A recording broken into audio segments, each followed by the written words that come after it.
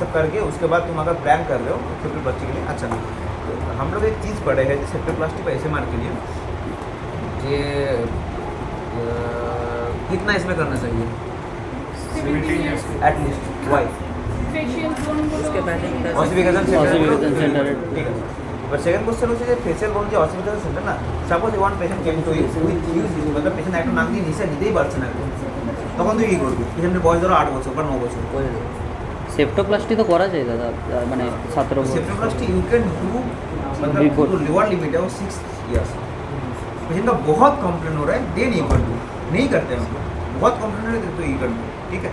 Septoplasty इसमें अगर differentiate कर पाओगे ना, द ट्रांसफिक्शन इंसिशन अच्छे से पढ़ना, ये वाला बहुत इंपॉर्टेंट है।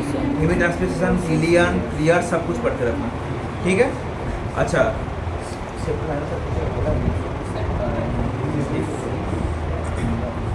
पेट में और कुछ नहीं है। अभी टॉन्सिल में तुम लोग बहुत गलती करते हो। सपोज वन पेशेंट केम क्या गलती करते हो? पेशेंट सपोज एक पेशेंट तुम्हारे पास आया है with bilateral grade 3 tonsillar hypertrophy, इनका कॉम्प्लेन कुछ नहीं है, तुम कुछ नहीं करोगे। पेशेंट जब बोलेगा जब मुझे मेरा गला में दर्द हो रहा है या कुछ हो रहा है, डिफरेंशिएट करना पड़ता है। पहले वो टॉन्सिल का वजह से हो रहा है या फैरिंजाइटिस की वजह से होगा। डिफरेंशिएट कैसे होता है? जब टॉन्सिल की वजह से होगा तो टॉन्सिल भी इन्फ्लेम्ड रहेगा, इन्फ्लेम मतलब कॉन्जेस्टेड रहेगा, रेड रहेगा, उसके साथ फैरिंग्स भी रेड रहेगा। फैरिंजाइटिस में सिर्फ फैरिंग्स रेड रहेगा। तुम लोग पैराडाइस क्राइटेरिया पढ़े होगे, तो कभी मत बोलना जब क्रॉनिक टॉन्सिलाइटिस पेशेंट सपोज तुम्हारे पास आया है, गला में दर्द है, गला में सब कुछ भी हो रहा है, तुम लिखना थे chronic tonsillar hypertrophy with acute कुछ भी हुआ है, एक्यूट एपिसोड ऑफ टॉन्सिलाइटिस का कुछ भी हुआ है, जो भी आई गेस वही रहेगा जो chronic tonsillar hypertrophy with acute episode of tonsillitis. Chronic tonsillitis मत बोलना, समझ आइए। अच्छा अच्छा, और एक क्वेश्चन होता है कि तुम लोग टॉन्सिल का ग्रेडेशन कैसे करोगे? कर पाओगे तुम? 4 ग्रेडेशन एक्चुअली 4 ग्रेडेशन ठीक है। टॉन्सिल का differences like other type of tonsil like membranes tonsillitis, follicular tonsillitis सब बोल पाओगे ना? मेम्ब्रेनस टॉन्सिलाइटिस में मेम्ब्रेन कौन कौन करते हैं, बहुत इंपॉर्टेंट चीज़ है वो। एक निमोनिया का विटामिन ए बोल के वो वाला अच्छे से पढ़ लो। अच्छा पैच वाइट मेम्ब्रेनस टॉन्सिलाइटिस में अच्छा, और एक बात, मेम्ब्रेनस टॉन्सिलाइटिस में जब तुम्हारे पास आ रहा है इन स्कूल गोइंग चिल्ड्रन, तो तुम्हें हमेशा टॉन्सिल छोड़ के भी बाकी सब तुम्हें लिम्फ नोड चेक करना होता है एंड तुम्हें ब्लड स्मीयर करना होता है to rule out invasive mononucleosis, बहुत IMI इन्वेसिव मोनोन्यूक्लियोसिस, क्योंकि वो बहुत कॉमन रहता है। पर अगर कॉमन नहीं भी है, अगर किसी पेशेंट का हुआ है तो बहुत मतलब वो किसी डिजीज को इसलिए बोलते हैं बहुत, जैसे मेरे से रहना का होगा,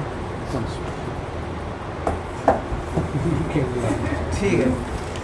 अभी और क्या है? अच्छा टॉन्सिल का प्रोसीजर मतलब पोजीशन बोल पाओगे ना? टॉन्सिल का रोज पोजीशन कहाँ पर, एक्सटेंशन कहाँ पर, फ्लेक्शन अच्छे से দুটোই তো देखो। এক্সটেনশন রোজ পজিশন আর ডিফারেন্সিয়েট ওটাই আছে যে রোজ পজিশন আর আরেকটা করা হয় আমরা লাইন্সের জন্য যখন অপারেশন করি তখন একটা ইয়ে করা হয় সেম টাইপের স্লিপিং পজিশন, দুটোর মধ্যে ডিফারেন্সিয়েট ওটাই আছে।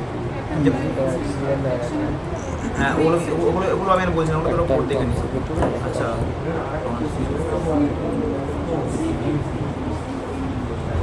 टॉन्सिल का cold method and hot method ये सब पता है ना? মাইক্রো ডিব্রেডার আর কিছু মনে নেই এখন। लेजर लेजर कोब्लेटर कौन सा अच्छा है? हॉट अच्छा होगा, हॉट बेटर है। ऐसा कुछ बात।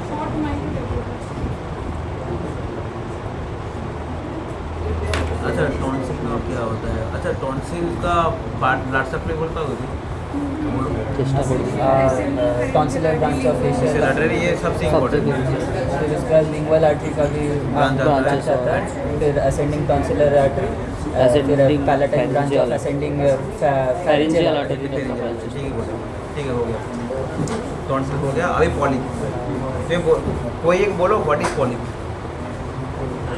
पॉलिप बहुत जगह होता है, नाक के अंदर होता है, कान के अंदर होता है। Oedematous non neoplastic oedematous inflammation of non neoplastic oedematous, কি বলবো नॉन नियोप्लास्टिक इडिमेटस ভুলে গেছি বাকিটা। Inflammatory mucosal outpouching in a inflammatory background. Inflammatory background का इंपॉर्टेंट है क्योंकि हमेशा पीछे कोई लिम्फोसाइट का यूसिनोफिल का ये रहता है, समझ आ गया? तो पॉलिप नॉर्मली दो तरफ का होता है, जो पड़े हो antrochoanal polyp and ethmoidal polyp. Why antrochoanal. 3 কোয়াড্রেন্টে আছে অ্যান্ট্রাল কোনাল আর ন্যাসাল। तो एंट्रम से क्वान क्यों जाता है, सामने की तरफ क्यों नहीं आता? डायरेक्शन ऑफ द हवा का डायरेक्शन।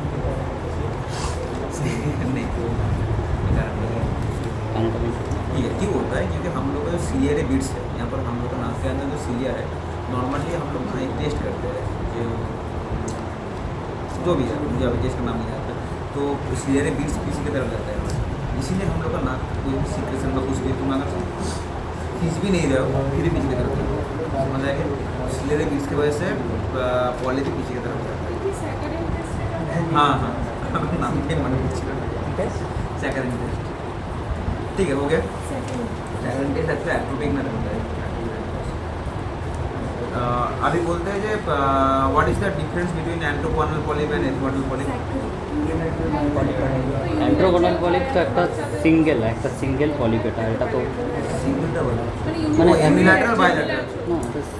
না कैन यू टेल मी जे why ethmoidal polyp is always bilateral? Ethmoidal polyp sinusitis ইনফেক্টের জন্য তো बहुत ही मतलब इजी आंसर है तुम लोग को। अगर देखो नहीं एथमोडल बोन कैसे रहता है? दिस इज द क्रिस्टा गैलाई, यहाँ पर परपेंडिकुलर प्लेट ऑफ एथमोइड है, यहाँ पर दोनों तरफ एयर सेल रहता है। तो अगर एथमोइड बोन का कुछ पॉलिप इन्वॉल्व होगा तो दोनों तरफ ही होगा ना, एक ही तो बोन है, समझ आएगा? लेकिन ये तो दोनों तरफ है, इसीलिए ये नॉर्मली यूनिलैटरल रहता है, बायलैटरल रहता है। यूनिलैटरल का तुम लोग डिफरेंशिएट पूछ सकते हैं, डिग्री क्या है यूनिलैटरल। सपोज तुम लोग तो नहीं बोल पाओगे ना, जब पॉलिप है कि मास बोलना पड़ेगा, कुछ ही बोलना पड़ेगा। अगर पॉलिप बोलना है अच्छा प्रोब टेस्ट कर पाओगे? प्रोब टेस्ट कुछ नहीं पता है। শুনেছি तेरा गला काट दूंगा मैं इससे, यहाँ से छेद कर दूंगा, ट्रैकेस्टोमी कर दूंगा तेरा मैं। प्रोब टेस्ट पढ़ना होगा। प्रोब टेस्ट क्या है? प्रोब टेस्ट सपोज बहुत समय क्या होता है, जो हम लोग का इंफ्लेट टर्मिनेट है वो ऐसा हाइपरट्रोफी कर रहता है तो देख के लगता है पॉलिप है, तो डिफरेंशिएट करना पड़ता है जो इंफ्लेट टर्मिनेट हाइपरट्रोफी एंड पॉलिप के अंदर। तो डिफरेंशिएट कैसे होगा? हाँ हाँ इनसेंसिटिव হবে, पॉली नॉर्मली इनसेंसिटिव হবে, do not trans on bleed হবে and you can go all around the body. Okay, কিন্তু এটাতে করতে পারবে না, কিন্তু একটা জায়গায় কানেকশন আছে, একটা বোন তো কানেকশন থাকবে তো পুরোটা যেতে পারবে, কিন্তু পলিপেতে অল অ্যারাউন্ড যেতে পারবে।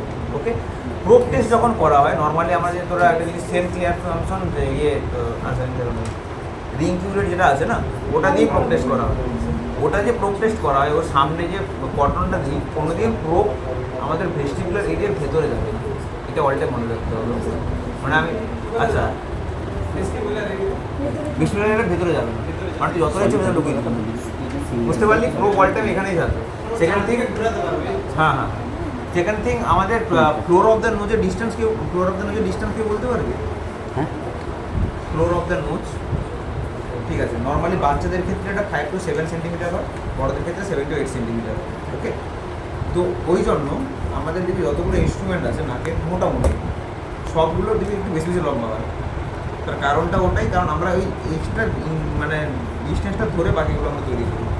এটা আলাদা জায়গায় কাজে লাগে যখন আমরা নাকে মেরোসিল প্যাক করি, যখন আমাদের বডি থেকে পোস্টেরিয়র ব্লিডিং হচ্ছে বা পোস্টেরিয়র প্যাকিং করতে হয়, আমাদের দুটো অপশন থাকে। সরি আমি এখন দুই জিনিস বলবো, 5 to 7 inch and 7 to 8 inch not centimetre. তো এই জন্য আমরা যখন নাকে মেরোসিল প্যাকিং করি আমাদের কাছে দুটো অপশান থাকে, একটা হচ্ছে 8 ইঞ্চ প্যাক, একটা 10 ইঞ্চ প্যাক। যখন তোরা একটা জিনিস পড়ে পোস্টেরিয়র প্যাকিং, ওটা না এখন খুব একটা করা হয় না। ওই 10 ইঞ্চ প্যাকটা যদি আমরা ঢুকিয়ে দিই অ্যান্ড ঠিকভাবে ঢোকাই তাহলে ওটা পোস্টেরিয়র পার্টটাকে পুরো নাজুক ইঞ্চ পর্যন্ত ব্লক করে দেয়, তাহলে কিছু করার দরকার নেই। বুঝতে পেরেছি? अच्छा पॉलिप का उसके बाद इन्वेस्टिगेशन क्या करोगे?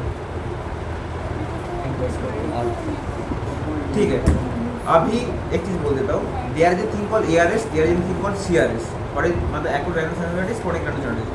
कभी पॉलिप ऐसे मत बोलना CRS विद पॉलिप, अभी ऐसा ही हो गया। सिर्फ पॉलिप बोले कुछ नहीं होता है, जिनका बहुत दिन से क्रोनिक राइनोसाइनोसाइटिस था उसके बाद उसको पॉलिप हो गया, समझ आ गया? एंड CRS SSP मतलब CRS sine nasal polyposis, CRS with nasal polyposis, CRS sine nasal polyposis. Okay, तो CRS क्या है? अगर 12 वीक से ज़्यादा रहेगा पेशेंट का और 4 ये है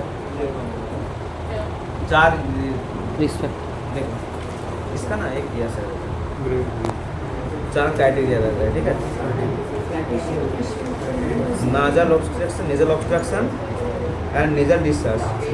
If these two are present, then clinically you can say this patient has CRS with nasal polyposis, okay, nasal obstruction with nasal discharge. Suppose patient का nasal obstruction है लेकिन discharge नहीं है, तब हम लोग माइनर क्राइटेरिया देखते हैं। माइनर क्राइटेरिया में रहता है एनोस्मिया, फेशियल पेन का फेशियल पेन, और एक कुछ था सर मुझे याद नहीं है, मैं अगर चाहता हूँ भेज दूँगा। तो अगर इन दोनों में अगर माइनर क्राइटेरिया ऐसा रहेगा, अगर सपोज सिर्फ एक मेजर क्राइटेरिया है उसके साथ ऐसे, अरे यार हाँ बोल,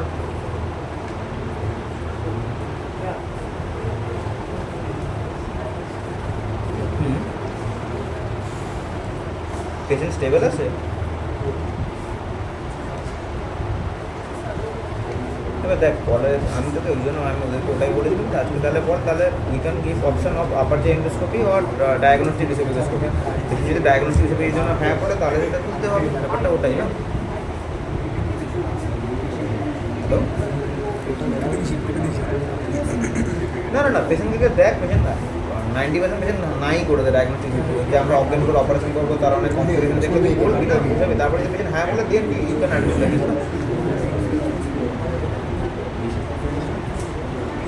টেবল করতে দেবে না দিন, ঠিক আছে দেখ অসুবিধা হলো। ঠিক আছে, তাহলে this is by clinical criteria you can say this patient has nasal polyposis. Clinical ক্রাইটেরিয়ার সাথে যদি রেডিওলজিক্যাল অর এন্ডোস্কোপিক্যাল ক্রাইটেরিয়া থাকে, দেন ইউ ক্যান মতলব definitely say this is a case of CRS with polyposis. রেডিওলজিক্যালে তুই দেখতে pass যে পেশেন্টের ইয়ে আছে, পলিপ আছে, অথবা যদি ডিএনএ ডায়াগনস্টিক এন্ডোস্কোপি করে তুই দেখতে পাস যে পলিপ আছে, then you can definitely say this is a case of CRS with polyposis, okay. सिर्फ पॉली मत बोलना, जो भी केस है CRS with nasal polyposis, okay. দাদা বলছি শুধু অবস্ট্রাকশন আর সিক্রেশন থাকে আমি বলি সাসপেক্ট করি। Patient has nasal obstruction and nasal discharge by clinical ground you can say nasal polyposis, then তার সাথে অ্যাডিশনাল ক্রাইটেরিয়ার মধ্যে রেডিওলজিক্যাল অর এন্ডোস্কোপিক্যাল যদি থাকে তাহলে তুই বুঝতে পারবি। By clinical ground you can say the patient has CRS, বুঝতে পারলি? আচ্ছা এবারে শোন, এবারে জিজ্ঞেস করে যে ট্রিটমেন্ট কী হবে, ট্রিটমেন্ট কী করবি তোরা? প্রথমে হচ্ছে ইনভেস্টিগেশন, ইন্টেন্সিটি নোটস করি আমরা, যদি নোটস করে আমরা দেখি কোন কোন পলিপ ইনভলভ হয়েছে, আর কোন কোন সাইনাস ইনভলভ হয়েছে, শুধু ম্যাকুলারি আছে না পুরোটাই গেছে, পুরোটা মানে maxillary, ethmoid, frontal and sphenoid. FESS বলবি না, ইএসএস বলবি, endoscopic sinus surgery. Why this is called function, মানে আমরা যে ফেস বলি, ফেস কেন বলি দেখ, আমরা যে সার্জারিগুলো করি না ফেস বা ইএসএস জয় করি, এগুলোর কাজ একটাই হচ্ছে যে সাপোজ ধরো এরকম এটা হচ্ছে তোর ম্যাকুলারি অস্টেম বা ইনফ্যান্ডিবুলাম, এটা ধরো ব্লক হয়ে আছে, আমাদের কাজ হচ্ছে ব্লকেজটাকে খুলে দেওয়া, খুলে দিলে যেন ড্রাগ ডেলিভারিটা ভালো হয়। অল টাইম এইসব সার্জারি একটাই কাজ যে ড্রাগ ডেলিভারিটা ভালো করে করা, বুঝতে পেরেছিস? তো তাহলে আমরা এন্ডোস্কোপিক সাইনাস সার্জারি ফাংশনাল এই জন্য বলি যে নিয়মটা যতটা পারবি ফাংশনাল টিস্যু, ফাংশনাল নিউক্লিয়াসে ইউ হ্যাভ টু প্রিজার্ভ। যত বেশি তুই ইয়ে করবি পেশেন্ট তত বেশি ফাইব্রোসিস হবে, তত বেশি কমপ্লিকেশন হবে। যত বেশি তুই প্রিজার্ভ করবি তত বেশি পেশেন্টের আউটকাম ভালো হবে, okay. This is not a treatment, মানে লাইক আমি দেখ ফার্স্টে তো কোনো একটা পেশেন্ট এসে উইথ এন্ডোস্কোপিক সাইনাস আর সরি উইথ পলি নিজের পলিপোসিস বাইল্যাটারাল, যদি নিজের পলিপোসিস হয় বাইল্যাটারাল হয় you can suspect this is a case of ethmoidal poly. 90% of ethmoidal poly go by medical treatment. তো মেডিকেল ট্রিটমেন্টে কী আছে, নেজাল স্টেরয়েড অ্যান্টিহিস্টামিনিক অ্যান্টিহিস্টামিনিক ঠিক আছে। মেন জিনিস যেটা steroid spray and oral steroid, oral স্টেরয়েডটা ইম্পর্টেন্ট, ঠিক আছে। ওরাল স্টেরয়েড তুই নর্মালি 28 ডেজের জন্য দিতে হয়। কেন 28 ডেজের জন্য? There is thing called tissue eosinophil.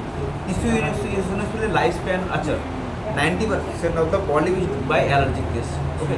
তো টিস্যু ইওসিনোফিল না না তুই যেটা বলছিস ওটা ইয়েতে এফআরএস আছে, ইওসিনোফিলিক ইউসিন, ঠিক আছে। তো কী বলছিলাম, হ্যাঁ, তো 28 ডেজ হচ্ছে life span of the tissue eosinophil, তাই 28 ডেজ অ্যাটলিস্ট তোকে দিতে হবে। এটা কেমন করে দিবি, তুই একটা টিপারিং ডোজে দিবি। সাপোজ তোর ওয়েট যেমন 60 কেজি, 60, 40, 20, 10, 7, 7, 7, ওকে। तो tapering dose of anti oral steroid along with any antacid plus nasal steroid spray. Okay, this is the treatment. এর সাথে তুই বাকি যেগুলো বলছি বলবি এইগুলো যেন মিস না হয়। তা ওটা কি অ্যান্ট্রোগোনাল পলিপে তো বলা যাবে না এটা? না, অ্যান্ট্রোগোনাল পলিপেও এই মেডিকেল ট্রিটমেন্টই হয়? মেডিকেল ট্রিটমেন্ট এটাই, first you will go for medical treatment. If patient is complain যে কোনো ইয়ে হচ্ছে না, then you can go for surgery. Surgery একটাই কারণে করা হয়, জাস্ট আমি ওই ফাংশন মানে হ্যাঁ ড্রাগ ডেলিভারিটা যেন ভালো হয়, আমি যে স্প্রেটা দিই স্প্রেটা যেন পৌঁছায়, টিপিক্যাল জিনিস কারণ ওটাই, আর কোনো কারণ নেই সার্জারি। ফেক দুবে। আচ্ছা আচ্ছা, আর একটা কোশ্চেন আছে যে তুই সাপোজ একবার স্টেরয়েড দিলি, পেশেন্টের কমলো, আবার বেড়ে গেল, কী করবি? তো নিয়ম হচ্ছে 1 বছরে you can give up to 2 times. দুবার তুই ওরাল স্টেরয়েড দিতে পারিস, তারপরেও যদি পেশেন্টের কমপ্লেন থাকে then you can go for surgical treatment. Okay, this is for ethmoidal form. অ্যান্ট্রোকোনালের ট্রিটমেন্টই সার্জিক্যাল, বাট আমরা প্রথমে ওরাল মানে মেডিকেশন এগুলোই দিই, তাতে যদি না কমে 1 মান্থ আমরা ওয়েট করবো, যদি না কমে then you can go for surgical treatment. Okay, अच्छा ऑडिकुलर ये और क्या है? प्रीऑडिकुलर और ये प्रीऑडिकुलर प्रीऑडिकुलर मिलेगा अगर स्क्लेरोसिस मुझे if I find the case आज। ठीक है, प्रीऑडिकुलर मैं बोल देता हूँ। प्रीऑडिकुलर का तुम लोगों को सब कुछ पता है, जे 6 किलो की पीस रहता है, उसमें से 5 मतलब फास्ट से हम लोग का कान का पीना होता है, उसमें से कुछ अगर डेवलपमेंटल ईयर होता है तो वहाँ से ये होता है। प्रीऑडिकुलर साइनस जो है नॉर्मली लेफ्ट साइड में ज़्यादा होता है, लेकिन कुछ में बायलैटरल भी रहता है। प्रीऑडिकुलर साइनस है सबसे इम्पोर्टेंट चीज़ जो है वो है 2 चीज़। एक है there is a thing called wings criteria and there is another thing called what is the इncision or what is the treatment. What is Wang's criteria? Wang's criteria কি? Suppose one patient has preauricular sinus, তো এটা তো congenital. Normally এইসব পেশেন্টের congenital ওটোরেনাল syndrome বা congenital charge syndrome এগুলো থাকার পসিবিলিটি অনেক বেশি থাকে। তো কী করতে হয়? নর্মালি তোকে যদি প্রিঅরিকুলার সাইনাস আছে, you have to go for any USG of whole abdomen or and kidney. Okay, তো কোন কোন কেসে তুই ওটা করবি তার জন্য দেয়ার যে ক্রাইটেরিয়া কল ওয়াংস ক্রাইটেরিয়া। ওকে, এরকম হচ্ছে 5টা ক্রাইটেরিয়া আছে, আমার পুরোটা মনে নেই। গ্যাস্ট্রিক ডায়াবেটিস থাকলে হয়, তাহলে মেটারনাল আর কোনো যদি ওর কান ছাড়া আর কোনো জায়গায় কোনো কনজেনিটাল ডিলে থাকে ওগুলোতে হয়। আমি তোকে পাঠিয়ে দেবো, কেউ একটা আমাকে মেসেজ করিস, আমি প্রিঅরিকুলার সাইনাসের একটা আমাকে পিডিএফ আছে, আমি পুরোটা তোকে পাঠিয়ে দেবো, ঠিক আছে? দাদা এটা লং বিচার শর্ট করতে শর্ট দেখে কি লিখতে হবে জানিস তো? Patient particular and the complain diabetes. আচ্ছা, কি সার্জারি কী করা হয়? এক্সিশন অফ দ্য ট্র্যাক, ঠিক আছে? ওর জন্য কিছু টিপিক্যাল ইনসিশন আছে, দেয়ার ইজ থিং কল কোমেড ইনসিশন। সাপোজ এইখানটা প্রিঅরিকুলার আছে, ঠিক আছে? আমি এখানে একটা কমা টাইপের এখানে একটা শুরু করবো, যেটা ওপর পর্যন্ত যাবে, এখানে একটা কমা, দিস ইজ কল কোমেড ইনসিশন। কোমেডের মধ্যে দেখতে হচ্ছে না? প্রিঅরিকুলার সাথে মোস্ট ইম্পর্টেন্ট জিনিস যেটা, সেটা হচ্ছে যে তোর মিডিয়াল লিমিট কত, ল্যাটারাল লিমিট কত, ঠিক আছে? कुछ केस में क्या होता है? अच्छा, most common area of preauricular sinus is root of the helix. Root of the helix यहाँ पर, ठीक है? थर्ड मोस्ट कॉमन यहाँ पर होता है, ये वाला बोलते हैं, और एपेक्स ऑफ हेलिक्स था ये सेकंड, मुझे याद नहीं है, मैं भेज दूँगा। अच्छा, प्रिऑरिकुलर, हाँ, अच्छा, प्रिऑरिकुलर साइनस का मीडियल तुम्हारा जो लिमिट है वो रहता है हमेशा टेम्पोरल स्पेस।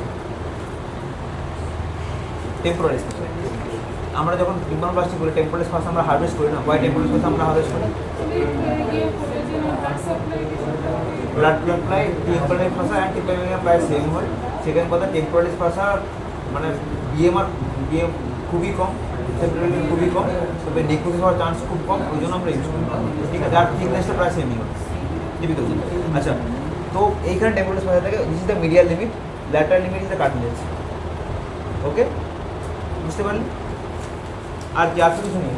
তো লং কেস শর্ট কেস খতম। হ্যাঁ, লং কেসগুলো কি সবাইকে ইন্ডিভিজুয়াল কেস দেওয়া হবে নাকি মানে গ্রুপ গ্রুপ? না না, ও তো কেস যদি আমাদের কাছে থাকতো, আমাদের জেএনএ মতো না ভাই, इंडिविजुअल भाई 150 टा केस ना मैंने एक दिन है तो 30 एक सेकंड अगर ये 30 केस कर दिया 30 पेशेंट को अगर बुला लिया मैं तो मतलब जेएनए में हर दिन आके मैं पढ़म करके जाऊंगा। ये शॉर्ट केस में तुम्हें ये नहीं है कि उसका हिस्ट्री लिखना है। शॉर्ट केस में पेशेंट वहाँ बैठा रहेगा, तुम्हें जस्ट बोला जाएगा कि एग्जामिन दिस एग्जामिन दैट बस पेशेंट का एग्जामिन करना है एग्जामिनेशन फाइंडिंग और डायग्नोसिस कोई शॉर्ट केस में कोई हिस्ट्री नहीं लिखना कुछ नहीं लिखना एग्जामिनेशन फाइंडिंग हाँ एग्जामिनेशन सब देख के जाना प्लीज। और वहाँ पे तुम्हें ये तुम लोगों का इंस्ट्रूमेंट दिखाना है क्या? हाँ इंस्ट्रूमेंट ये भाई इंस्ट्रूमेंट मैं तो मर जाऊंगा आज।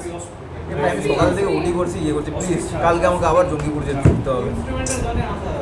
ইনস্ট্রুমেন্ট এক্সরে আর ওই অস্কি চার্টগুলো অস্কি চার্টটা দেখো পড়ে যাবো এক্সরে থাকবে অস্কিতে থাকবে এক্সরে অস্কি একটু বলে দাও অস্কি চার্টটা একটু মানে কি হবে সেটাই তো দেখ বলতে দেখ হবে। দেখ ফার্স্ট থিং তোরা এতদিন অস্কিগুলো দিয়েছিস তোরা দেখেছিস যে কি কি ইয়ে থাকে মানে ফটো কি কি থাকে যেগুলো তিনটা কোশ্চেন থাকে না তেমন তো কিছু পাইনি আমরা ওরকম কিছু পাইনি এখনো কোনো পিডিএফ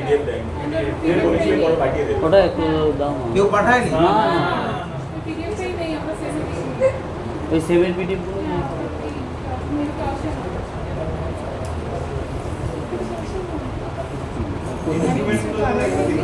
ঠিক আছে ভিডিও বন্ধ করো